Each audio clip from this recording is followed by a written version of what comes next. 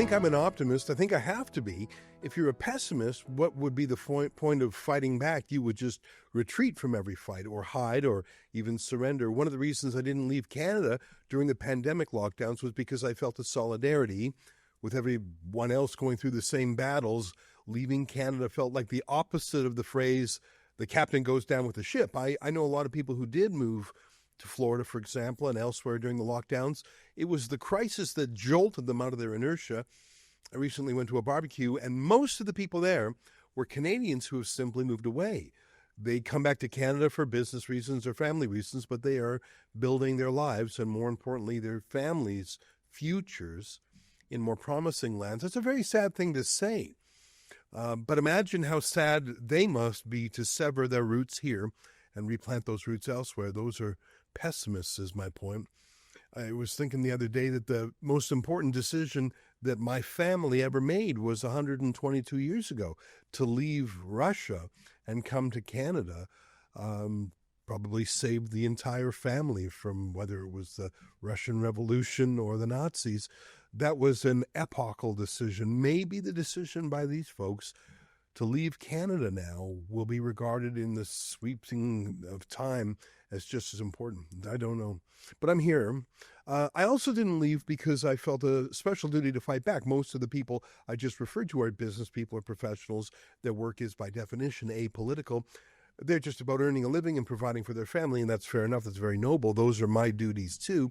But if you were to call me a businessman, which I suppose is part of what I do, my business is precisely that of independent journalism and public interest campaigns, including our largest campaign ever to fight against abusive government lockdowns and penalties during the COVID moral panic. As you know, we crowdfunded the Democracy Fund, a registered CRA charity, and it helped 3,000 people charged with insane COVID and lockdown offenses, including some famous cases like Tamara Leach and Arthur Pavlovsky and half a dozen churches.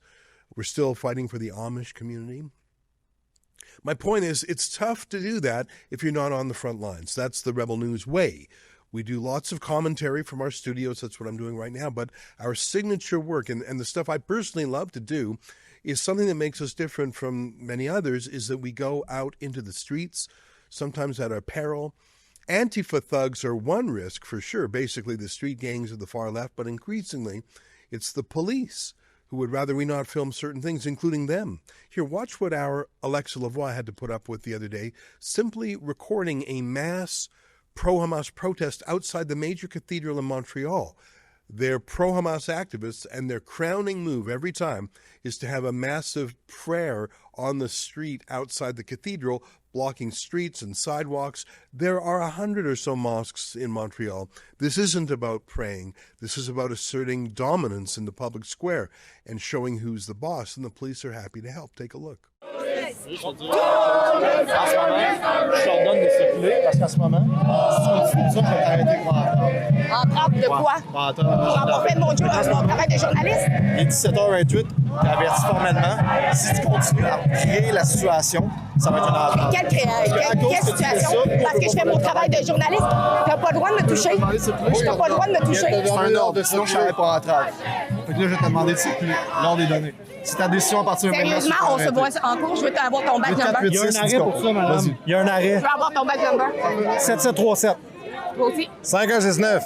Votre nom, c'est? Cyber. Vous? À l'air. À l'air. Vous? Secto. Allez. Non, parce qu'on va te voir en cours, monsieur. Savez-vous que je suis en cours contre vous? Pour avoir refusé de nous protéger. D'avoir refusé de nous protéger, vous avez juste... en ce moment, j'ai le droit d'être ici. C'est un lieu public. Et je suis ici. Je m'en fiche, messieurs. Vous ne protégez pas les journalistes. Et on l'a vu. Non, vous ne l'avez pas vu. Mais oui, vous m'avez empêché de faire mon travail de journaliste. Non, tu fais très bien ton travail de là. T'as pas besoin d'être parce que vous pensez que les prières de rue ne sont pas d'actualité, monsieur.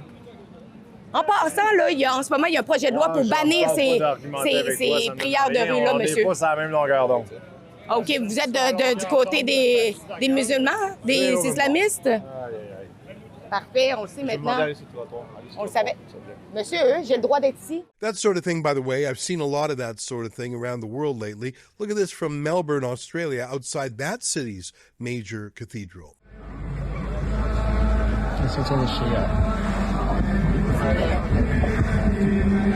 Yeah, a lot of them look bizarre. Yeah, it is.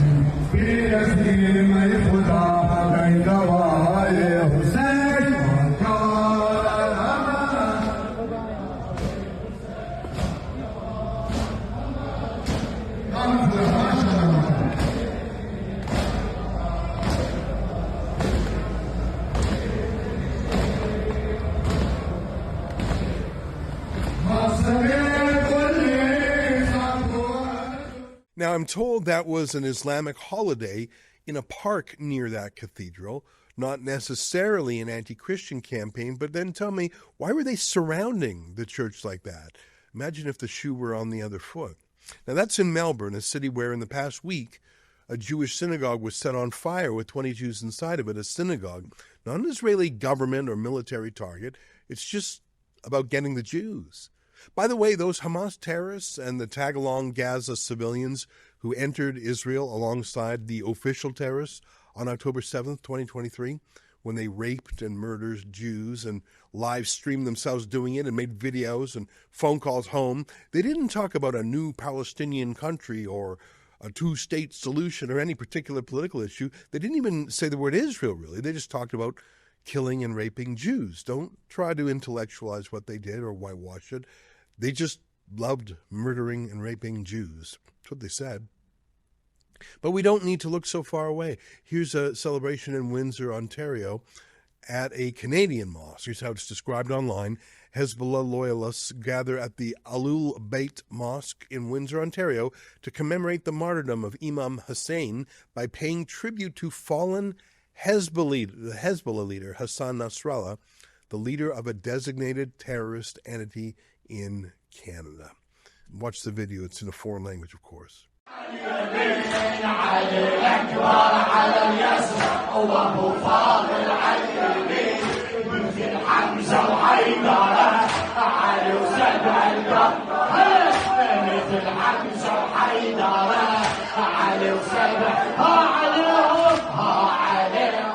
Here's the thing about the mass deportations in the U.S. that I mentioned yesterday. The vast majority of migrants to the U.S. are illegal because Joe Biden just made it that easy. They just walked across the border in a slow-motion invasion.